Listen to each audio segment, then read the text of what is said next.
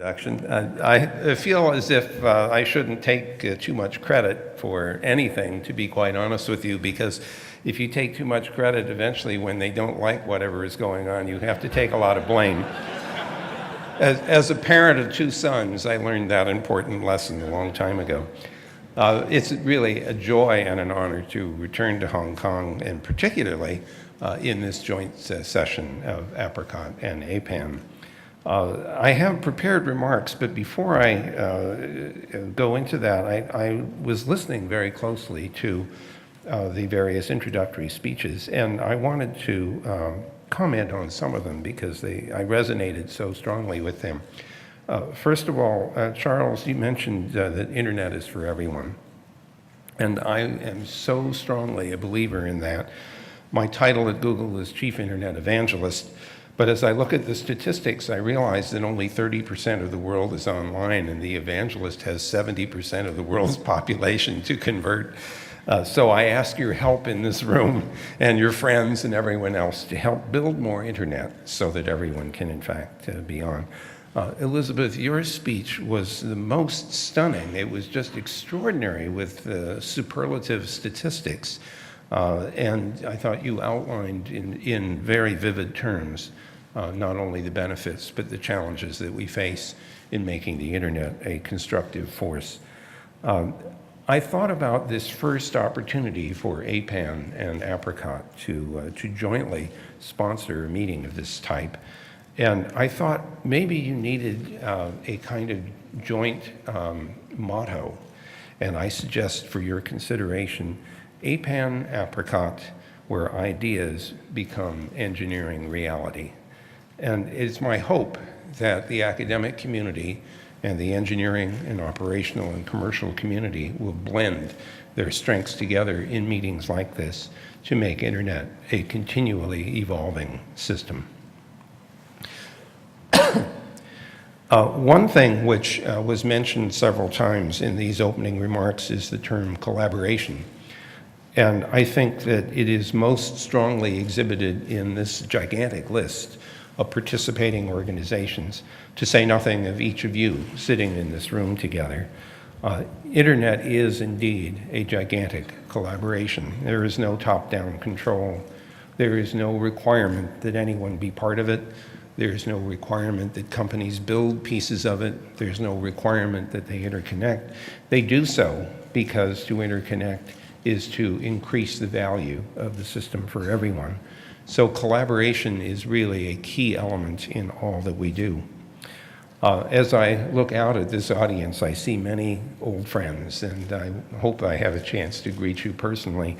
But if I cannot do so in the next couple of days, I want to tell you collectively, it's a joy to see my old friends here, and I look forward to making many new ones.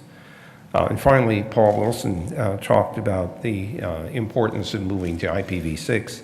I want to thank you for pushing that so hard. It's very important. The internet won't be able to grow if it runs out of addresses. It's sort of like trying to sell a telephone without a telephone number. It doesn't work very well. So let me begin now with some more prepared remarks. This is to go back some 42 years. The predecessor to the internet was called the ARPANET, and 4 nodes were installed at UCLA in 1969. And this is where the beginnings of a packet switching experiment began. I was a programmer at UCLA writing the software to connect a Sigma 7 computer to the packet switch of the ARPANET. The Sigma 7 is in a museum now, and some people think I should be there too. If you skip forward to the invention of the internet, which, by the way, is the creation of Robert Kahn, as well as my work, to say nothing of literally hundreds of thousands, if not millions of people subsequently. And once again, I remind you, it's a collaboration. This picture helps to emphasize the point. Each of the colors represents a different internet service provider or a different autonomous system. This image is generated by looking at the global routing table to see all the different autonomous systems and what their connectivity is. And so, again, I emphasize the collaborative nature of this internet environment. If you look at the number of machines that are visible publicly on the internet, you see a growing number. This does not represent all of the computers or devices on the internet. Many of them are hiding behind firewalls. Many of them are only episodically connected, like laptops and mobiles and the like. So this picture is only the lower bound on the number of systems that one can find on the network. The number of users on the net exceeded 2 billion during 2010.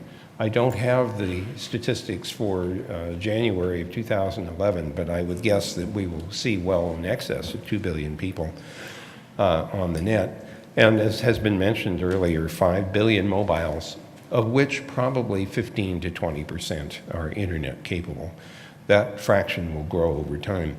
Here is where it is estimated the users are, and all of you in this room who are part of the Asian environment will recognize that you are now the most populous internet community, in addition to being simply the most populous group on the planet.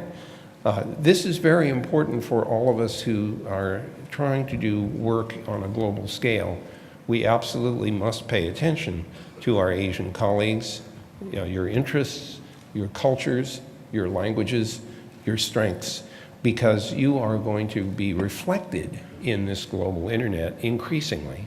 Here we see only 21% population penetration of the internet in Asia. When you reach the 70 to 80% that you see here in Hong Kong, the absolute numbers of the Asian population will of course be dramatically bigger. There have been mentioned already some important changes in the internet. This is probably the most momentous year in internet's history in terms of functional changes that are underway, IPv6 of course being the most significant one because it's changing a fundamental protocol in the internet from the 32-bit format to the 128-bit format.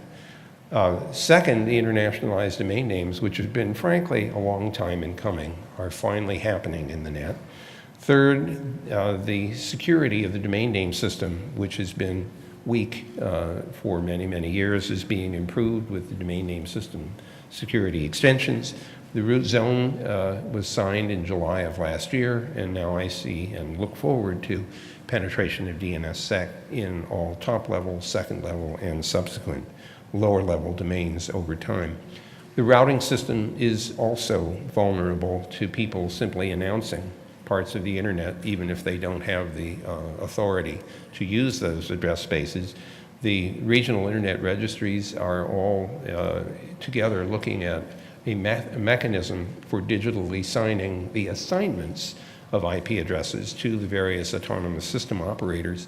That will help us minimize what we call it, the poaching or hijacking of internet domain space or internet address space. There are, in addition to that, massive increases in the number of sensor networks on the internet. There are new devices that are becoming part of the internet. In the United States, it's called the Smart Grid Program, with devices appliances that use electricity are now able to report their use and can accept guidance as to when they should operate so as to minimize an attempt to use electricity during a peak load. That will reduce the cost of implementing power generation so that you don't have to spend money on capital for very, very infrequently used generation resources. And finally, of course, mobiles are becoming a major part of the net. This may not be terribly visible to folks in the back. It's simply to illustrate that the non-Latin character sets are becoming part of the top-level domain space. Here are some additional ones that either have been or will be approved for use on the net. I would point out that if you see in the lower left, one of the scripts looks like it's a set of little square empty boxes. This is because my computer didn't know how to show the Sinhala alphabet. I'm afraid that we are all going to experience things like this as the top-level domains and other levels have these non-Latin characters in them, and we're going to have to work hard to make sure everyone can display them. There are a number of security problems on the net. This list is not complete by any means.